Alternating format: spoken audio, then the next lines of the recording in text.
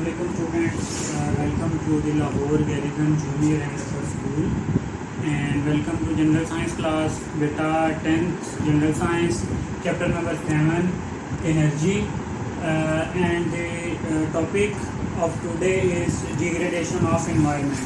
Page number है बेटा आपके पास 103 chapter number 7 page number 103 and the topic is degradation of environment. ठीक है, इन्वायरमेंट का डिग्रेड होना. तो बेटा लास्ट लेक्चर में हमने डिस्कस किया था कि जो थर्मल पोल्यूशन है वो किस तरह से इन्वायरमेंट पे इफेक्ट डाल रही है. ठीक है, किस तरह से जो इन्वायरमेंट है उससे तब्दील हो रहा है, हीटअप हो रही हैं. आपके पास इन्वायरमेंट है उसका टेम्परेचर जो है वो बहुत इंक्रीज हो रहा है. ठीक है, तो आज हम देखेंगे कि जो आपके पास इन्वायरमेंटल डिग्रेडेशन है बेटा जी वो क्या है और किस तरह से होती है. ठीक, पहले इसका देखते हैं थोड़ा सा जो है ना बैकग्राउंड नॉलेज देखते हैं कि normal thermal pollution does not effect the environment badly. ठीक है, अगर थोड़ी सी हद तक जो आपके पास थर्मल पोल्यूशन होगी तो उसका कोई इतना ज़्यादा इफेक्ट नहीं है. लेकिन बेटा various natural processes such as plants water are always in action to keep the balance of environment. अब बात आप ये याद रखें कि जितने भी नेचुरल मैकेनिज्म कुदरत ने रखे हैं लाइक प्लांट्स हैं या वाटर है वो एक्ट कर रहे होते हैं कि किसी तरह से इन्वायरमेंट को वापस उसके असली हालत में लाया जाए. ठीक है, अब कैसे बेटा देखें कि जो प्लांट्स हैं आपके पास उनका काम क्या होता है कि उन्होंने जो आपके पास कार्बन डाइऑक्साइड है उसको यूज़ करना है और ऑक्सीजन क्या करनी है, प्रोड्यूस करनी है. अब जैसे ही प्लांट्स कार्बन डाइऑक्साइड यूज करेंगे तो जो इन्वायरमेंट में कार्बन डाइऑक्साइड की मिकदार है वो क्या हो जाएगी, कम हो जाएगी. ठीक है, और ऑक्सीजन जो है वो प्रोड्यूस करेंगे. ऑक्सीजन को ह्यूमन्स या दूसरे जो एनिमल्स हैं वो यूज कर लेते हैं. ठीक है, इसी तरह से इन्वायरमेंट में क्या रहता है, एक बैलेंस रहता है. लेकिन बेटा जब ये बैलेंस डिस्टर्ब हो जाता है आपके पास, if thermal pollution is too much the regional climate can be affected badly. पहली बात यहाँ पे आ जाएगी कि if the thermal pollution is too much, if the thermal pollution is too high मतलब बहुत ज़्यादा हो तो क्या होगा आपके पास जो आपका एनवायरनमेंट है बेटा जी वो क्या होगा, can badly affected. Then the environment can badly मतलब बुरी तरह से जो आपका एनवायरनमेंट है वो मुतासिर होगा. ठीक है, अगर थोड़ी सी पोल्यूशन है वो कवर हो जाएगी नेचुरल मैकेनिज्म के थ्रू, लेकिन अगर पोल्यूशन ही बेटा बहुत ज्यादा है तो वो कवर नहीं हो सकेगी. चलें जी, अब बेटा फिर क्या होगा आपके पास, the change of climate can also affect the whole system of agriculture production. जैसे ही आपका क्लाइमेट चेंज हुआ, मौसम चेंज हुआ, तो जितना भी आपका जो एग्रीकल्चरल सिस्टम है, फसलें उगाने का जो भी आपका सारे का सारा सिस्टम है वो क्या हो सकता है, डिस्टर्ब हो सकता है.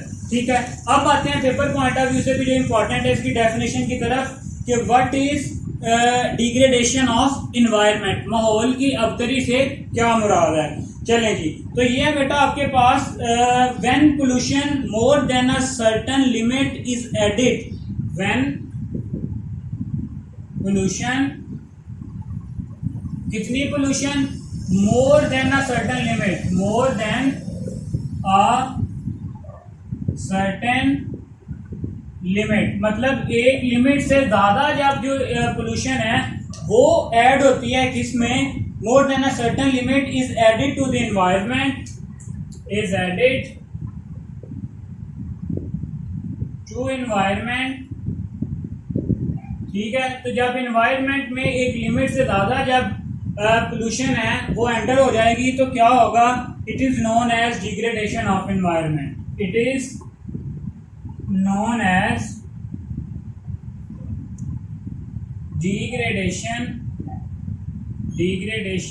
Of environment.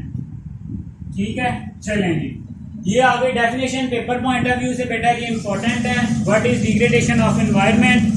तो सिंपली क्या है आपके पास डिग्रेडेशन ऑफ एनवायरनमेंट के when pollution is more than a certain limit added to the environment it is known as degradation. तो बेटा मैंने पहले भी आपको बताया कि अगर एक लिमिट तक होगी पोल्यूशन वो कवर हो जाएगी, लेकिन जब एक लिमिट क्रॉस करेगी तो उसके बाद बेटा जी क्या होगा कि वो जो पोल्यूशन है वो इन्वायरमेंट को, आपके माहौल को अबतर करना, गंदा करना शुरू कर देगी।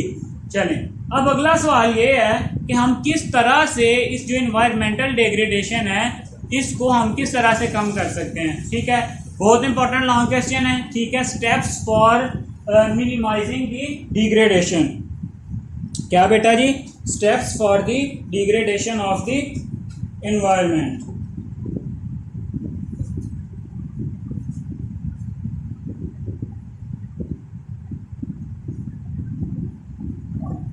चलें, ये जो है अब आपके पास इसमें हमने क्या देखना है कि हम कौन से ऐसे काम है जो कर सकते हैं जिसके नतीजे में क्या हो कि जो आपके पास इन्वायरमेंट में जो डिग्रेडेशन है वो कम हो सके। चलें, तो आपके पास जो मेन आगे हेडिंग है वो है steps to minimize the environmental degradation. Steps to minimize environmental degradation. ठीक है, कि जो ऐसे स्टेप्स जिसकी वजह से हम कौन से ऐसे इकदाम करें जिनके नतीजे में जो इन्वायरमेंटल डिग्रेडेशन है वो कम हो जाए। ठीक है, तो बेटा ये आपकी बुक में तकरीबन 6 जो पॉइंट्स हैं ये डिस्कस किए हुए हैं, तो हम इन्हें वन बाय वन देखते हैं। जो सबसे पहला पॉइंट है वो ये है कि main role is to maintain the thermal pollution is played by forest. The main role to minimize thermal pollution, मतलब कि थर्मल पोल्यूशन को कम करने में जो सबसे अहम रोल है, जो सबसे इम्पोर्टेंट रोल है वो कौन प्ले करते हैं? फॉरेस्ट, जंगलात जो है वो अपना इम्पोर्टेंट रोल प्ले करते हैं। किस तरह से बेटा? क्या करते हैं? Plant absorb carbon dioxide from the atmosphere. Atmosphere से कार्बन डाइऑक्साइड को क्या करते हैं? एब्जॉर्ब करते हैं। ठीक है, क्यों? क्योंकि वो कार्बन डाइऑक्साइड को सूरज की रोशनी में यूज करते हुए क्या बनाते हैं? ग्लूकोज बनाते हैं या फूड मटेरियल बनाते हैं। चलें, from the atmosphere and emit oxygen, और उसके नतीजे में क्या करते हैं? कार्बन डाइऑक्साइड को एनवायरनमेंट से लेते हैं फॉरेस्ट या प्लांट्स, और क्या रिलीज करते हैं? Oxygen into the environment. चलें, नेक्स्ट क्या है बेटा? This help to maintain the balance of environment. क्यों? अगर कार्बन डाइऑक्साइड का और ऑक्सीजन का जो लेवल है वो मेंटेन रहेगा तो जो आपके पास एनवायरनमेंट है वो क्या रहेगा? नॉर्मल रहेगा। ठीक है, but the growing population has started deforestation for their energy need. जो बात समझने वाली है वो ये है कि जैसे जैसे आबादी बढ़ रही है तो लोगों के रहने के लिए जगह की भी जरूरत है। बेटा हमने क्या कर दिया है? डिफॉरेस्टेशन, मतलब जंगलात को खत्म करना शुरू कर दिया हमने। आपने भी देखा होगा कि पहले जहाँ पे जंगलात होते थे, फसलें होती थी, अब वहाँ पे बहुत सारी क्या बन चुकी हैं? कॉलोनीज बन चुकी हैं। तो हम क्या कर रहे हैं? आहिस्ता आहिस्ता जंगलात को रिमूव कर रहे हैं, जिसके नतीजे में जो एनवायरनमेंट में कार्बन डाइऑक्साइड और ऑक्सीजन का बैलेंस है वो क्या हो रहा है? डिस्टर्ब हो रहा है। चलें जी, this is depriving human beings to great blessing of the god. ठीक है, डिप्राइव का मतलब होता है महरूम करना, ब्लेसिंग ऑफ गॉड अल्लाह ताला की एक नेमत है। मतलब जंगलात जो हैं वो कुदरती तौर पे हैं, अल्लाह ताला की एक नेमत है, लेकिन हम क्या कर रहे हैं? उससे खुद ब खुद महरूम हो रहे हैं। क्यों? क्योंकि हम जंगलात को बेटा जी क्या कर रहे हैं? रिमूव कर रहे हैं। It is needed that forestation be increased so the balance of environment में बी शटर्ड। चलें, पहला स्टेप जो हमने लेना है, अगर कुछ स्टूडेंट्स पूरा इसे याद नहीं कर सकते तो सिर्फ ये याद कर लें कि पहला स्टेप हमने क्या करना है? It is needed that forestation be increased. पहला स्टेप क्या है? इंक्रीज दी फॉरेस्टेशन, मतलब ज्यादा से ज्यादा जंगलात को लगाएं। वैसे लकीली आजकल पाकिस्तान में ये चीज काफी अच्छी है कि जो है वो आप कह सकते हो कि बिलियन ट्री मंसूबा या बहुत सारे इस तरह से जो प्लांट्स लगाने के जो प्रोसेसेस हैं या स्टेप्स हैं बेटा वो गवर्नमेंट की तरफ से भी शुरू किए जा चुके हैं। ठीक है, ताकि जो इन्वायरमेंट है वो नीट एंड क्लीन हो सके। ठीक है, तो हमने क्या करना है? ज़्यादा से ज़्यादा जंगलात लगाने हैं ताकि जो मैक्सिमम जो आपका इन्वायरमेंटल बैलेंस है वो मेंटेन रह सके। ठीक है, इसके साथ बेटा नेक्स्ट पॉइंट जो है वो ये है आपके पास, the fitness of vehicle running on road should be observe. ये आपके पास पहला स्टेप आ गया, यहाँ आप इसे यहीं से शुरू कर लें। दूसरा स्टेप आएगा आपके पास, टू ऑब्जर्व फिटनेस, किसकी? फिटनेस ऑफ व्हीकल्स, मतलब जो सड़कों पे चलने वाली गाड़ियां हैं, व्हीकल ऑन रोड्स, जो बेटा जी सड़कों पे चलने वाली बहुत सारी गाड़ियां हैं उनकी फिटनेस देखी जाए। फिटनेस से मुराद ये है कि बेटा उनकी कारकर्दगी देखी जाए, क्या वो जो गाड़ियां हैं वो सड़क पे चलने के काबिल भी हैं या नहीं। अब इससे क्या मुराद है बेटा, आपने देखा होगा कि कुछ गाड़ियां जो हैं वो इतना ज़्यादा धुआं छोड़ती हैं, इवन जो चिंची आप कह सकते हो, या जो ऑटो आपके पास रिक्शाज होते हैं वो इतना ज़्यादा धुआं, इतनी ज़्यादा पोल्यूशन कॉज करते हैं कि वो अगर रोड पे सिर्फ एक ही जा रहा हो तो बाकी सब जो गाड़ियां उनको उनकी जो पोल्यूशन है उससे ज़्यादा होती है उस अकेले की। ठीक है, तो इस तरह से हम क्या करते हैं, हमें स्टेप लेने की ज़रूरत है कि जो भी गाड़ी रोड पे चल रही है हम उसके लिए एक प्रॉपर मैकेनिज्म बनाएं, देखें कि आया कि ये जो गाड़ी है इसमें जो पेट्रोल यूज़ हो रहा है या इसकी जो इंजन में वर्किंग हो रही है, क्या वो बहुत ज़्यादा हार्मफुल केमिकल सब्सटेंसेस तो नहीं क्रिएट कर रही। ठीक है, अगर तो वो बहुत ज़्यादा हार्मफुल केमिकल सब्सटेंसेस जो है वो क्रिएट कर रही है तो बेटा ऑब्वियसली हमें उसे क्या कर देना चाहिए, बैन कर देना चाहिए या उस गाड़ी को रोक देना चाहिए। ठीक है, तो इस तरह से बेटा ये दूसरा स्टेप है जिसकी मदद से जो है हम क्या कर सकते हैं, इन्वायरमेंटल जो डिग्रेडेशन है उसको रिड्यूस कर सकते हैं। ठीक है, इसके बाद बेटा जी जो नेक्स्ट है आपके पास वो यही इस पॉइंट में बताया गया है कि make smoke rickshaws, particularly motorcycle rickshaws, वही जो सिंपली आपने बता देना इसमें कैसी गाड़ियां हमने इस्तेमाल करनी है जिनकी फिटनेस जो है वो क्या हो, अच्छी हो और वो जो पोल्यूशन है वो कम से कम कॉज करें।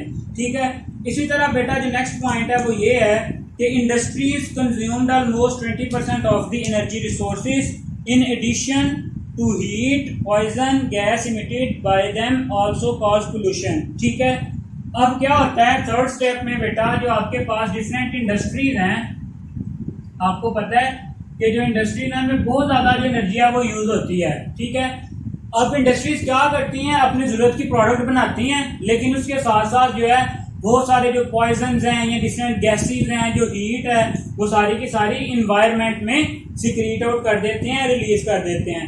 सो अप्रोप्रिएट प्रोसेसिंग इज नीडेड, ताकि उनकी प्रॉपर जो ऑब्जर्वेशन है वो हम कर सकें और जो इंडस्ट्रीज हैं वो इस तरह से जो अपने जो वेस्ट मटेरियल हैं appropriate